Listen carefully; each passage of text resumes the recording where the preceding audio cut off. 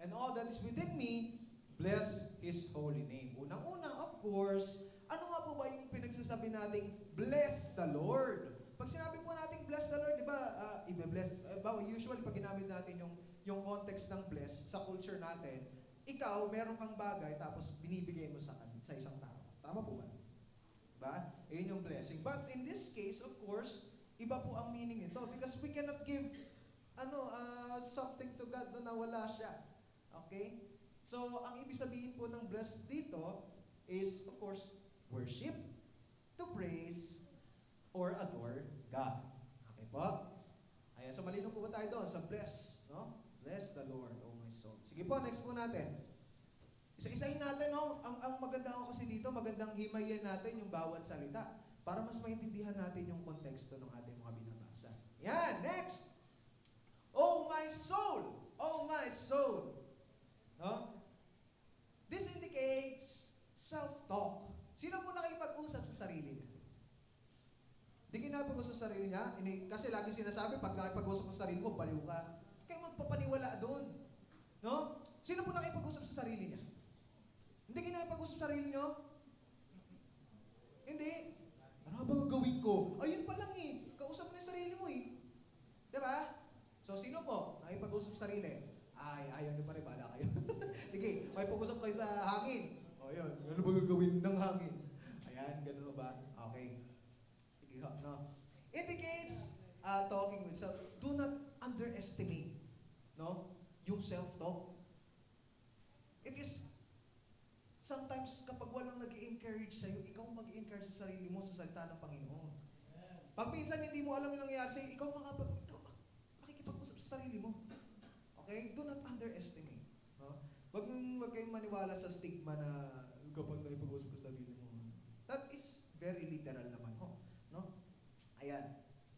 This phrase shows colossal importance to a Christian's life. No? Kung titignan nyo dito, anong sinasabi ni David? Kung tatagalogin natin to, si Yahweh ay papurihan o aking kaluluwa. Tingnan nyo, nasasabi ba natin to? Nasasabi ba natin to mga katagang to? Praise God, yes. Bless the Lord, yes. Oh my soul. Oh my soul. Nasasabi ba natin yan? Hindi masyado. Or hindi, baka hindi mo talaga natin nararanasan na sabihin itong bagay na to. Bakit mo ba? No? It's either, no, hindi lang natin nasasabi, but our heart speaks, no, for itself. Okay. This phrase shows colossal importance because David was commanding himself. Sabihin nyo nga, command. Ayan. Ano yung command? Utos. Inuutusan ang kanyang sarili. At kung makikita nyo to, kung uutusan mo yung sarili mo, na magpuri, ibig sabihin, may part sa'yo na hindi ready magpuri. Diba? Kaya naniniwala ako na itong, at yung ibang mga scholars, no, they believe that itong part na to ng Psalms is written during his latter years, no, sa mga katandaan ni David, kung saan naranasan niya yung mga bagay na minsan magpapabagsak sa kanya. Kung makikita niyo yung mga unang Psalms David, di ba? Yung Psalm 23, napakalakas ng praise nito, no? Pero this is an element of truth, no? Element of reality, not just truth, no? Reality. And you know, isa sa mga nagpapatunay na ang Bible po is totoo, no? Hindi siya yung parang idealistic. Is yung element of kahihiyan. Di ba ho? Kung makikita ninyo si Peter, anong sinabi sa kanya ni Lord? Get thee away from me, Satan. No? Aware ba kayo na yung mga Bible characters is maraming mga pagkukulang. Even sa preaching ni Pastor Enrico, makikita mo si Gideon sa unang, pag pinapanood mo sa Superbook, napakagaling ng tao na to. Pero pag binuksan mo yung Biblia, inintindi mo talaga, meron din pala talaga siyang mga kamalian sa buhay. No? At ito yung nire-reflect ng word na yun. Oh my soul, no, speaks, or the fact that you are commanding yourself, no, means na itong text na to, hindi to sinulat during victory or katagumpayan ng isang tao. Okay? Ayan nga, remember, tingnan natin, no? Remember, this is David. Anong pinakakilala natin kay David? Anong phrase siya pinakakilala? He is man after God's heart. A man after God's heart. Commanding himself to praise God shows a clear hint of struggle. A man after God's heart, no? Saying, "Oh my soul," means kahit Pablo ka, kahit David ka, kahit Pedro ka, hindi ka exempted sa kahinaan. Amen po ba? Amen. Hindi ka ever ready mag-pray. Hindi ka every time pwede kang mag-pray. Hindi ka 100% always umawit, no? Hindi ka ready minsan makinig sa preaching. Okay. Ayan, no? Hindi mo kayang ngumiti palagi. Hindi mo kayang humarap sa ibang tao na, "Pinagtatagumpay ako, kamusta ka? Pinagtatagumpay ako ang Panginoon." No? Plastic? Pag ganon, no? Let's be real. Totoong may point ng buhay natin. Baka paglabas nyo palang mamaya may mag-cut lang sa inyo. Ito, ang bihira itong ano. So, diba? Hindi tayo ready. Lagi, hindi tayo always prepared to worship God. Ayan. Ngayon, the words, "Oh my soul," bleeds a brutally honest realization of your weakness. Yes. Brutally honest. Brutal. Okay? Pag sinabi mong brutal, no? Pag sinabi mong honest, usually hindi pwedeng maging hindi brutal, di ba? Sino bang may asawa? Ayan, hindi ba brutal ang mga asawa nyo sa inyo? Minsan, kapag may sasabihin, mali mong ginawa, di ba? Pero ang intention man ay saktan tayo? Hindi. Pare pa mukha sa atin, maling ginawa mo, ayusin mo. Okay? So, minsan may pagiging brutal ang ating mga kasama. Of course, hindi lang asawa, magulang, no? They could be brutally honest with you, no? Straight in your face, sasabihin yung mali mo. And that is helpful, no? Wala akong madidescribe dito kundi helpful. Pero sometimes, we let our ego, spearhead the way, through the conversation. Pero again, brutally honest, no? It bleeds a brutally honest realization of our weakness. Kaya nga, si Jesus, brutally honest kay Peter. Diba? Sinabi na nga, no? Sipin mo si Peter na sobrang tapang, diba? Sabi niya, parang, "Lord, over my dead body." Sabi nga na, "Get thee away from me, Satan." That is very, very blunt sa pagsasalita si Lord doon kay Peter. Ayan. Tanungin mga katabi niyo po, pakikitanong po yung katabi natin, honest ka ba? Ayan. Honest ka ba? Sumagot mo ba? Honest ka ba? Ayan. Depende sa kausap. Honest ka ba? Ayan. Sige nga. Sumagot mo ba? Kung sumagot mo ba ng oo? Sumagot mo ba ng hindi? Sumagot, oo, hindi. Gitna, minsan. Okay. Sige, patanong mo ulit. Kamusta yung faith mo? Ayan, kung honest ka. Kamusta yung pananampalataya mo? How is your prayer life? Yung pakikipagdiig mo kay Lord every night, every day. No? Habang ikaw ay nasa school, habang ikaw ay nasa trabaho, habang ikaw ay naghuhugas ng plato, habang ikaw ay naglalaba, kamusta yung pananampalataya mo sa Panginoon? Yan. Saan ako? Ayan, dapat kasi, talagang mahalaga yung honesty. Okay? At pag sinabi natin itong "Oh my soul" na to, actually, binanggit na rin itong 3 exact words na to sa Psalm 43. Okay? Sa Psalm 43, ito binanggit na ni, tawag doon, ni David. Sige, pa-check naman ulit, B. Hanggang dyan. Ayan! Why are you downcast, O my soul? Oh, grabe, no? Ba't ka malungkot? Ba't ka bagsak? Ba't ka ligwak? Okay? Ayan, tinatanong niya yung sarili niya dito. Natanong niya na rin po ba sa inyong sarili yan? After niyong timbangin lahat ng mga pinagkagawa niyo sa buhay. No? After niyong kung saan-saan sumali, kung saan-saan mag-participate ng mga gawain sa labas, okay? After niyong mag-pursue ng mga sinasabi nating pangarap. Okay? Pero, pupunta lang tayo sa point of realization na mapapatanong kayo sa sarili nyo, ano ba yung nangyari sa akin? Ano na pong nangyayari sa akin? Ba't ganito? Okay? Lord, saan ako napupunta? Mahalagang honest and aware ka sa spiritual state mo. Kasi pag hindi, tapos church tayo ng church, it's either may kalyo na yung puso natin o iba yung hinahanap natin sa church. And that is a lonely road to walk. No?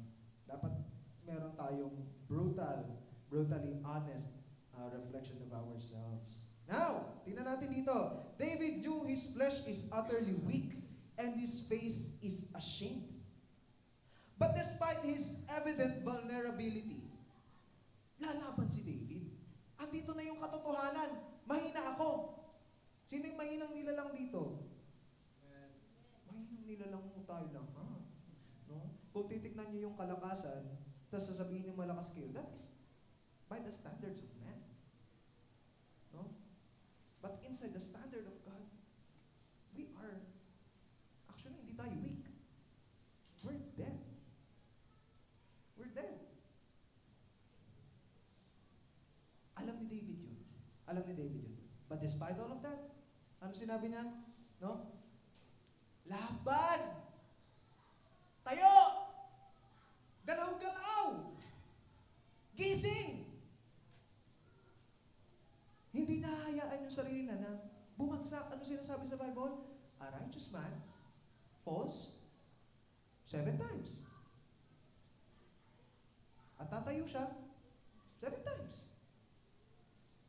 He is commanding his soul to praise the Lord.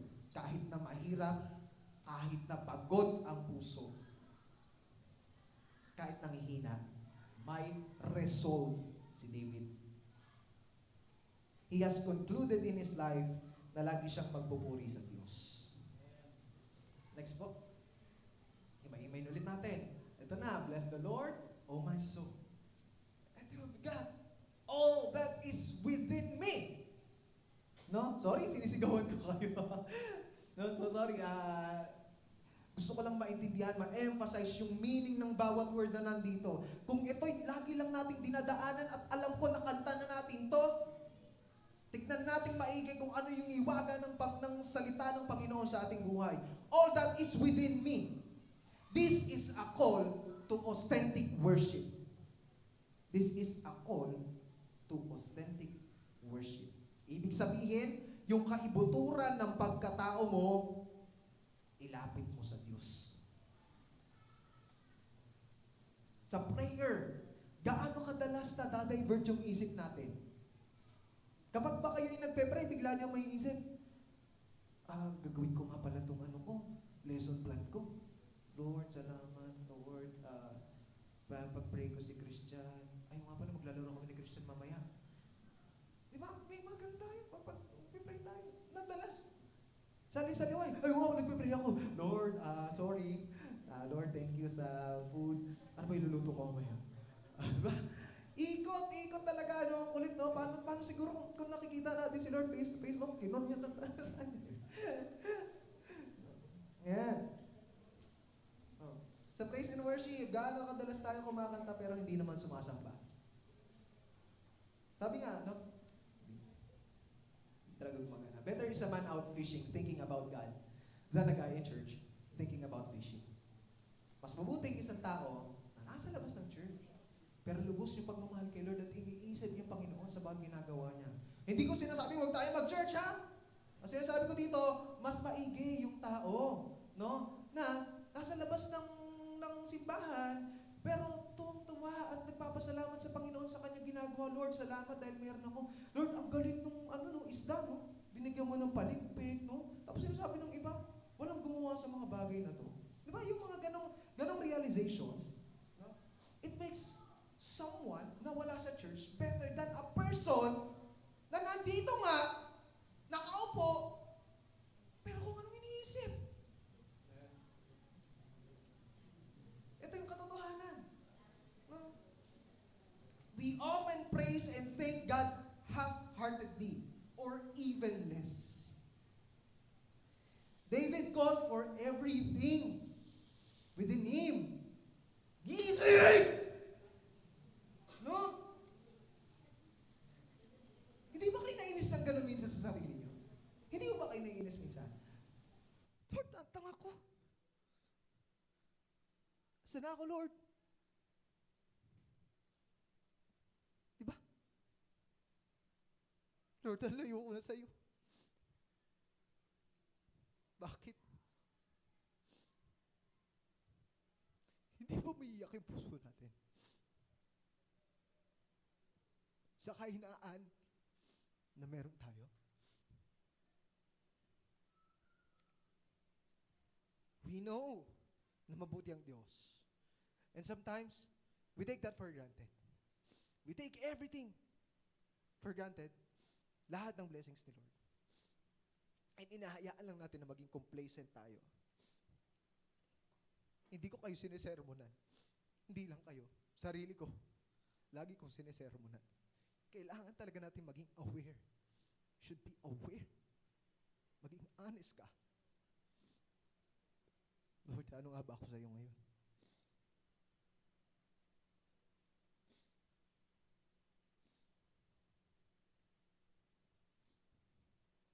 We often, the phrase basically says, no, ang sinasabi dito, all that is within me.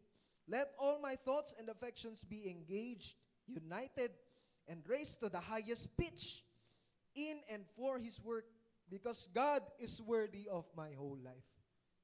Gumising ka, lumabang ka, tayo. Huwag kang patamad-tamad. Manalangin ka. Pakinig ka ng worship music. Basa ka ng Bible, makipag-usap ka sa... I-share mo yung weakness mo. Kasi dyan sa mga paraan na yan, lalakas ka sa Panginoon. Nakabawi ka sa iyong spiritual life. And anong prayer natin dito? Lord, maging totoo lahat ng sinasabi ko. Maging totoo lahat ng worship ko. Turuan mo ako magpuri sa'yo. This talks about focusing your entirety to God. Tignan po natin ito. Sige. Ayan, ito po ay isang ang tawag po dito ay digital audio workstation, no? Ito ay kung kayo ay familiar sa mga music producers, yan, ito po yung software na ginagamit nila para makagawa ng mga kanta. Diyan sa DAW or digital audio workstation, nire-record at pinagsasama yung mga musical inputs. Kung makikita ninyo, marami siyang lines, ano? Marami mo siyang lines. Okay? Lahat, mga gitara, drums, no, bass lines, even main or lead and vocal, backup vocals. Okay? Yan. At bawat kanta sa Sunday, no, every Sunday, usually 5 yung kanta ho natin or 4, di ba? Of course, may iba-ibang areglo at nota. Ngayon, bilang musicians, no, yung mga gitarista natin, drummer, no, napakahalaga po sa atin yung tinatawag na cifra. Tama po ba? Cifra. Ano yung cifra? May ano ba, aware ba po sa term na yon sa inyo? Cifra. Ayan yung panahon, lalo na nung panahon siguro nila Kuya Pao, Kuya Cholo, no, kapag may gitara ka tapos may narinig kang magandang kanta, gusto mong gayahin, pero wala kang chords, wala kang available, wala pang internet dati. Ang ginagawa ng cifra, papakinggan mo yung mismong kanta. Anong problema doon? No? It takes an awful amount of effort from hearing concentration to note awareness para makuha mo yung part mo. Yung cifra kasi, ito yung sa gitna ng napakaraming tunog katulad niyan, no? Kailangan mag-focus ka sa isa. Focus ka sa isa, no? Ganon din ho sa ating prayer, worship time, and devotion. we have to learn how to reject every distraction and muster up all our attention to God. For our application, ayan, worship, again, it is a resolve, decision. Illustrates the struggle, the fight, the battle between the spirit and flesh. And, hindi lang yon. The conclusion or firm decision to praise God with all that we are anyway. Ayan. Sige po. Next po natin. Ano ba? Ako na yon. Oh. Yan. Radical worship is a recall. Okay, recall. Ano po ba yung recall? Ganun po ba? Tumawag ulit. Okay, pag sinabi natin recall, remember, alalahanin, remind. Okay? Sige po. Ayan, anong i-recall natin, no? Ayan, ito ho, yung A, God's acts. B, God's attributes. Ayan. Sino ho madaling makalimot dito? Say amen. Amen. Yan. Ako, yung lola ko, no? Actually, namatay na siya 2009 pa lang. Pero namana ko sa kanya yung pagiging paulit-ulit mag-check ng kalan. No? Ala, yung kalan, o nga pala. Ala, yung tubig, ganyan. Alis na ako. Ano na kami, malilate na kami. Babalikan ko, nasara ko ba? Balik ka.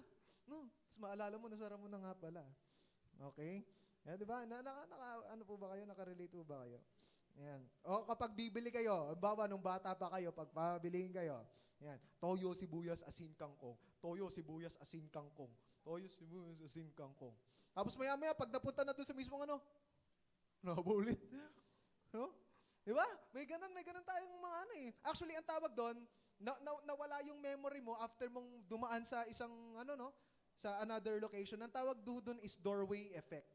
Okay? Doorway effect sa psychology, yan po ang tawag doon. Kung saan, yung short-term memory mo, no, mawawala kapag napunta ka sa, or if you're going to pass through a door.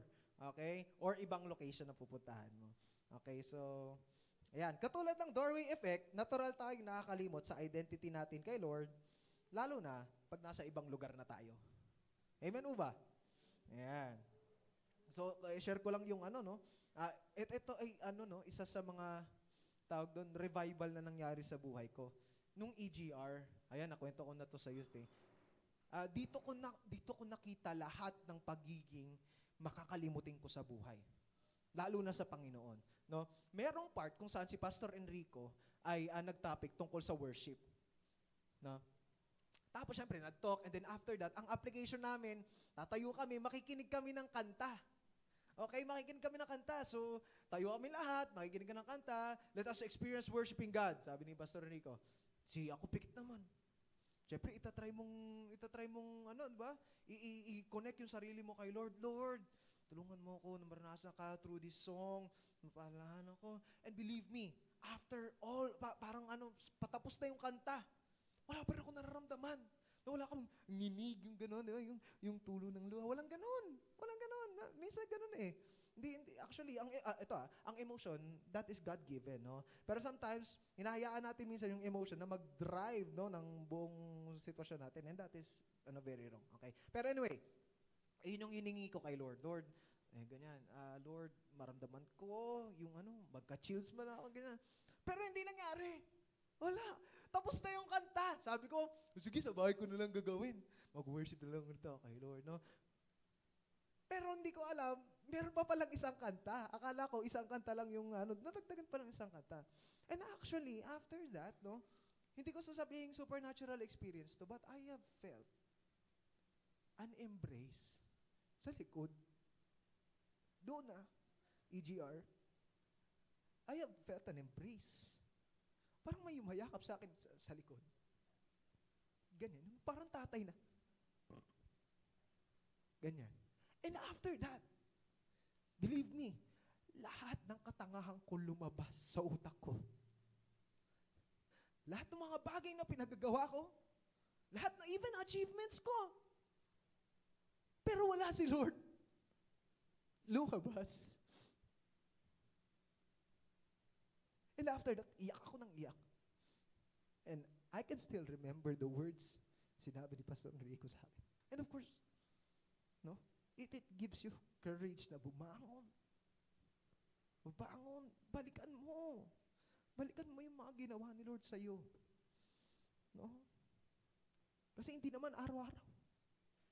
Makikita mo yung blessing sa form ng ng talagang tangible, di ba?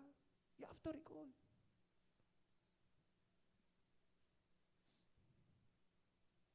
Alam yan ni David na nakakalimot siya kasi madali siyang nakalimot nung nabighani siya kay Bathsheba.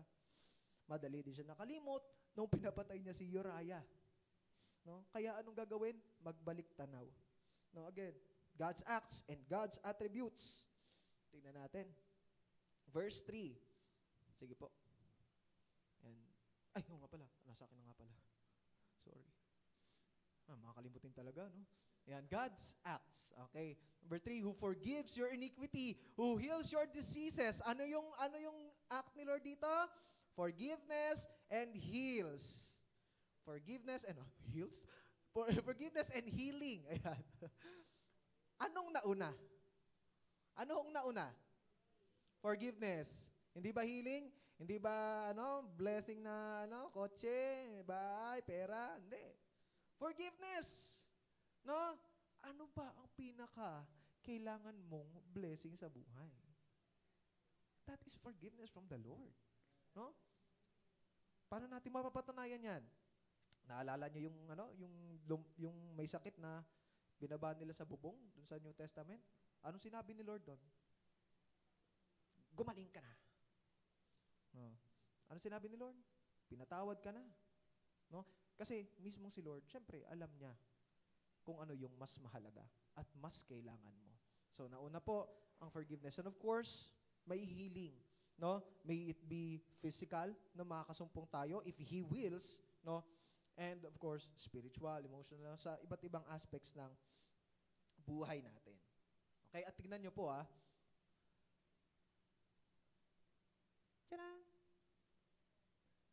3 letters. Ang bigat. All. All. Sino dito yung naalala nyo pa yung may nakakaramdam sa inyo ng shame. Yan. Meron po ba nakakaramdam ng hiya, parang kahihiyan sa inyo? Sa mga past na mga nagawa ninyo? No? Amen, no? Ba't mo ba ginawa yun? Ang engot-engot ko talaga. No? Ganyan, di ba? Pero, sabi nito, all your iniquity. No? Merong totoong healing sa Panginoon. Merong totoong forgiveness sa Panginoon. And even when people do not acknowledge, or even forgive you, the Lord knows and the Lord forgives. Next po. Who redeems your life from the pit, who crowns you with steadfast love and mercy. Sino dito yung magte-testimony na prove niya na si Lord ang nag-ahon sa kanya sa kawalan. Amen. Nakikita ko lahat ng yung nakikita ko yung buhay natin, as you share your lives dito, nalaman ko yung story ng buhay ninyo, and all of the blessings that you have received, that you have experienced, is nonetheless from God. Kay Lord nang galing ho yan. And even minsan yung mga decision natin na it could end up for us being distracted, it could end up to distraction, nilalayo pa rin tayo ni Lord. And kung titingnan nyo, ang ganda ng wording ni David dito. From pit to crown. Cute, no? From pit, sabi yung pit, sabi yung pit, yung abyss, di ba? Ano ba yung abyss? Yan. Ano ba yun? Ano ba yung pit? Ano ba yung abyss? Hukay, malalim na hukay, kailaliman. Yan. From hukay to corona. Ang cute, di ba? Ang ganda ng description ni David dito, Sa kawalan, kinuha ka ng Panginoon. At binigyan ka niya ng buhay na walang hanggan. At nararanasan mo na ngayon yon sa kanyang steadfast love and mercy. Next, who satisfies you with good so that your youth is renewed like eagles. Ayan, who satisfied, Satisfaction. Alam nating mga Christians na dapat ay hindi tayo sobrang mapaghanap. Tama po ba? Sabi nga, di ba? For godliness with contentment is a great gain. Pagiging makadiyos at pagiging kontento sa buhay ay napakalaki. Napakalaking wealth na yan sa atin. Okay, ho? Ayan. Dahil alam din naman natin na kay Lord lang yung satisfaction natin. And si Lord, yung may alam kung ano yung good. Diba? Si Lord lang ang nakakaalam. Minsan tayo, pinipilit natin, hindi. Kapag meron ako niyan, magiging okay yung buhay ko. Hindi. Kapag naging ano ko siya yung bubuo sa buhay ko eh. Diba? Minsan, doon natin hinahanap yung satisfaction, but no, nire-redirect tayo kay Lord yung tunay na satisfaction. Kasi siya yung tunay na may alam kung ano ang tunay na good sa iyo. Amen po ba? Ay, di amen. Okay. Verse 6. The Lord works righteousness and justice for all who are oppressed. Ayan, ito ho yung mga panahon ng pinapaalala niya dito yung ginawa ni Lord sa Israel, no? Kung paano niligtas ng Panginoon yung Israel sa kamay ng mga Ehipto. Okay? And of course, He made known His ways, no? Pinakilala niya yung sarili niya sa atin. Ni-reveal niya yung kanyang sarili sa atin. So that is God's acts. Ayan. Next naman. Ayan, God's attributes, of course, merciful, gracious, slow in anger, abounding in steadfast love. No? Oh, yan, sabi nga dito, nor will he keep his anger forever. Meron po ba kayong ano? Kayo po ba pag nagalit kayo, pang matagalan kayo magalit? Pang matagalan pa rin ba kayo magalit? Struggle niyo pa rin ho ba yung galit? Oh, yan. So matuto tayo kay Lord, ano? Si Lord mismo hindi niya hinahayaan na hindi siya nagagalit ng pangmatagalan, no? Okay, abounding in steadfast love siya. Sabi nga, slow to anger nga siya, oh. No? Abounding, sabihin, nananagana sa kanya yung steadfast love. Oh, yan. 10. He does not deal with us according to our sins. Ayan, di ba, parang ano, no? Lord, tingin ko yung punishment ng mga ginawa ko is more than sa nararanasan ko. No? Sa mga mali nating nagawa sa buhay, no? Ayan. Pero si Lord, ito, hindi niya hinahayaan, no? Hindi niya tayo pinaparusahan ng sobra, no? Binibigyan pa rin na tayo ng mercy. Okay? So again, yan, no? For as high as the heavens are above the earth. Grabe yung imagery na binibigay ni David dito. For as high as the heavens, gaano ba kataas yung heavens, no? Are above the earth, no? So great is His steadfast love towards those who fear Him. Ganun nyo ba naintindihan yung lawak, yung laki, yung haba ng pagmamahal ni Lord? No? Kaya kailangan natin magpaalalahanan lagi eh. Kasi minsan hindi eh. Hanggang lubers lang yung pagkakalab natin, yung naalala nating love ni Lord sa atin eh. Hanggang block 3 lang. Diba? Kaya paalalahanan mo, no? Hanggang heaven daw yung pagmamahal ni Lord sa atin. No? Provided na you fear Him. Okay? Ayan. O, tapos ito pa, so far does He remove all our transgressions to us. Okay po. Ayan. Sige po. Ayan. Meron pa. O, ayan. Ito pa. Maganda, no? As a father shows compassion to his children, of course, God being our Father. So the Lord shows compassion to those who fear Him. Ito pa, no? For He knows our frame. Alam niya kung anong composition ng body mo, no? Alam niya na ikaw, babalik ka lang din sa alabok. Alam niya yung frailty natin, yung fragility natin, sorry. Yan, yung fragility natin, yung limit natin na bilang tao. Okay? Ayan. And of course, God is powerful. Yan. He established His kingdom in the heavens, and His kingdom rules over all. So, napaka-powerful ng Panginoon. Dito dinescribe ni David, no, hindi lang kung ano yung ginawa ni Lord, kundi kung sino si Lord. Yan. So, of course, worship as a recall refreshes man's experience and knowledge of God's goodness, reconnecting our praise with love and gratitude. So, kapag tayo ay bumabalik, nananagana muli yung mga alaala at patuloy natin itong pangahawakan para tayo magpuri sa Panginoon. And of course, last na. Ayan na, radical worship reaches. Ano nga ulit yung unang point? Kasi kahit ako nalimutan ko eh. Ayan. Radical worship is a resolve. Ano yung pangalawa? Radical worship is a recall. Next, reaches, no? Umabot, okay? Umaabot ang radical worship. Ayan. Ito yung nakakatuwa dito. Tingnan sa verse 20. Bless the Lord, oh you his angels. Wow! Angel! Hindi ka ba? Ayan. You mighty ones who do this word, obeying the voice of his word. Yeah, bless the Lord, all his hosts. No, his ministers who do his will. Bless the Lord, all his works in all places of his dominion. Then of course, bless the Lord, oh my soul. Kung mapapansinin ninyo, si David, no, na isang hamak na tao, okay? Isang hamak na tao, nag-command sa mighty ones, sa angels, and heavenly hosts to worship God.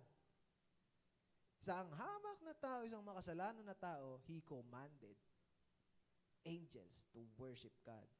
As if hindi ginagawa ng angels yon sa Revelations 4:8. No? Grabe, ito isipin nyo to mga kapatid. Ito yung gagawin natin sa araw-araw natin sa eternity. Kayo ba naniniwala na ganito yung gagawin natin? Magsasabi tayo, Holy, holy, holy is the Lord God Almighty, who was and is to come. Laging banggit ng puso natin yan sa kalangitan. No. David is calling the attention of all creation to raise their voices and praise their victorious, glorious, and holy Creator. Kung titignan natin, pinagsasama niya, no? Hindi lang tao, kundi pati yung lahat, no? Lahat ng mga nilikha ng Panginoon. Both mankind and angels praising remind us of the heavenly hope that we hold so dearly. Na one day, magkakasama ang lahat, puno ang puso ng galak, na sumasamba sa Diyos magpakailanman. Amen po ba? May pinapanghawakan nyo sa araw-araw, no? Lord, mahirap man, mabigat man, no? Darating din yung araw, no? Darating din yung araw na makasama ka namin at wala ng hirap, wala ng lungkot, wala ng pigati, kundi pagpupuri na lamang. When we radically praise God, kung tayo ay radikal sa pagpuri sa Panginoon, we will be given divine boldness to proclaim His goodness to reach people around the world. Amen po ba? Kapag tayo ay radically nagwo-worship kay God, binibigyan na tayo ng extraordinary boldness na i-proclaim simula sa kapitbahay, sa mga workmates, no, and to all the people around us na ang Diyos ay tapat. Amen po ba? Actually, may papakita ako sa inyong video. Ito ay video, sige, sorry. Yan, sabi nga dito, a radical worship will reflect the goodness of God to the people of God. Okay? Ayan. Saan na ba yun? Ayan. Ito ay, sino mong nanonood ng American Idol? Philippine Idol, yung mga ganyan, mga singing contest, The Boys, ganyan, ayan, di ba? Gagaling ng mga kumakanta doon. Ito ay American Idol, one of the biggest, no, singing competition sa Amerika. At alam naman natin ang Amerika ngayon, tumatalikod na sa Panginoon. Pero dito, no, sa performance na to, actually, I cannot call this a performance. I call this worship. I call this radical worship. Kung saan sa paligid ng mga taong hindi sumasamba sa Diyos, mayroong tumatayo. May lumalaban. May nagpe-pray sa Panginoon. Panoorin natin ito. Vin, pa-play. Kung kilala nyo si Katy Perry, yung sitwasyon niya, no? Vin, yung ano na lang. Pang-connect na lang. Sorry. Ito. Kung kilala nyo po si Katy Perry, no? Isa siyang sikat na artist. Okay? Pero siya ay tumalikod sa Panginoon. Usual yan, no? Karamihan sa mga singers sa Hollywood is, they came from, usually, churches. No? Galing sila sa mga churches. Sa mga, simbahan. Kung saan, doon sila unang nag-worship.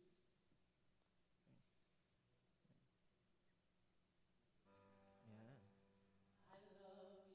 Yan. Ito si Cece Winans. Minaman na din.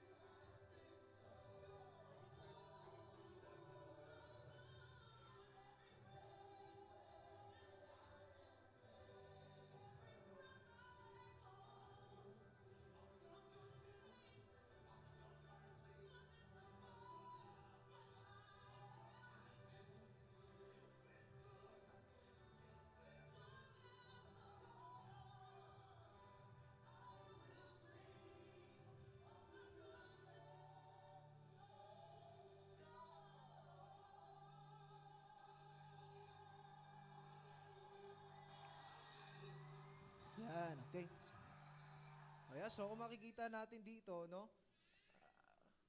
Kung yun nga, nakita nyo yung reaction no, ni Katy Perry is, it's a conviction, no?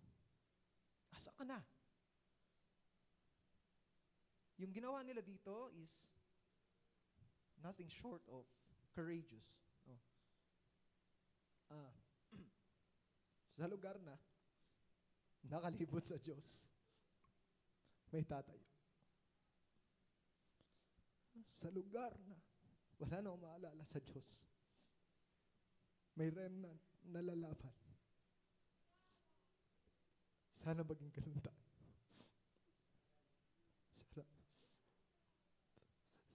Sana ma-stir up yung puso natin na maging ganun.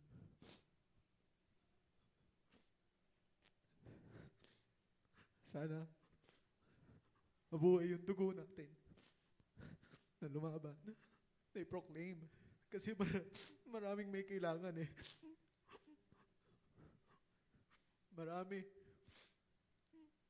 Maraming ligaw. Maraming takot. Maraming buhay yung sira. Kaya kailangan nating magpatuloy. Kailangan nating tumayo. Kailangan nating iparinig sa kanila yung pag-asa na meron sa Diyos. Kailangan nating bisitahin yung mga nakakalimot na sa Panginoon. No? And radical worship is reaching people, no? To go back to God. At kahit hindi man tayo kasing galing nitong mga singers na to, we can reach people by other means. Of course, by the way we live. Sabi nga, di ba, whatever you do it for the Lord. After all, ano ba ang highest form of worship? It will always be obedience. And after reaching the heavens and creation, His command goes back to Him. Kung babalikan natin yung sinabi ni David sa last part, ito'y nakakatuwa, mga kapatid. After niyang balikan, after niyang sabihan yung mga angels, kanino siya nagtapos? Bless the Lord, O my soul.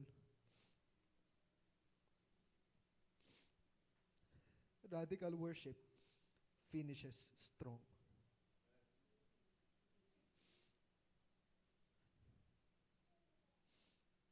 Application, worship being a tool to reach others, convicts, challenges, and cheers everyone to step up in faith and proclaim God courageously.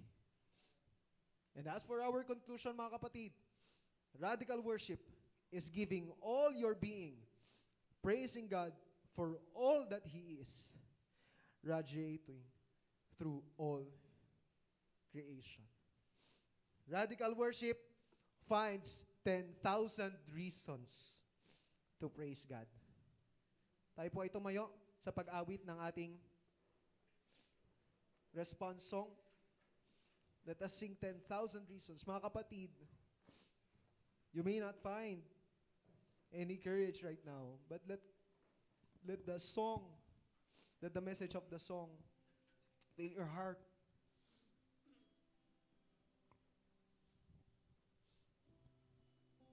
Na bumalik tayo sa Panginoon na may pagpupuri.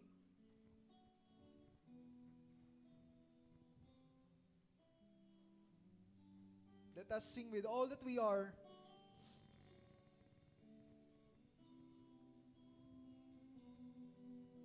For our God is worthy. Tayo umawit, mga kapatid.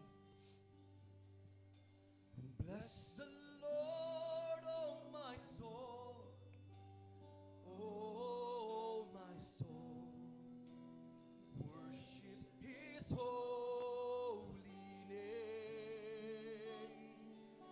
I sing like never before. Oh my soul, I worship Your holy name.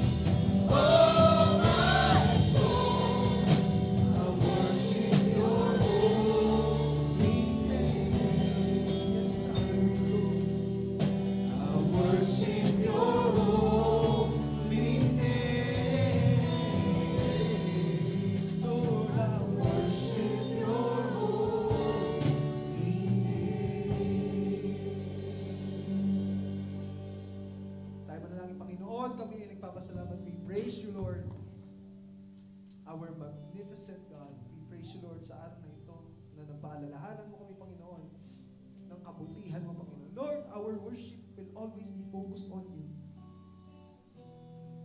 Lord, we know sa aming mga lakad, Panginoon, bilang yung mga anak, we most likely stumble, Lord.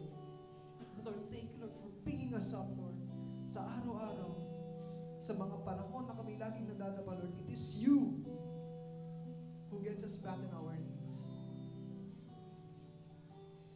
Lord, what we pray, Lord, is mag-reflect, Panginoon, itong mga natutunan namin sa aming mga buhay, Panginoon. Ma-recall namin, Panginoon, yung kabutihan mo sa araw-araw. And Lord, magkaroon kami, Panginoon, ng firm decision, the resolve to give our praise to you, our God Almighty. Let me give you the benediction. May the melody of God's love surround you, filling your heart with peace and joy like a song. May His rhythm guide your steps, steady and true, as you walk in His light all days long. Go in peace, go in love, go in grace. The divine composer walks with you, now and always, to guide you on your way. Amen. Amen.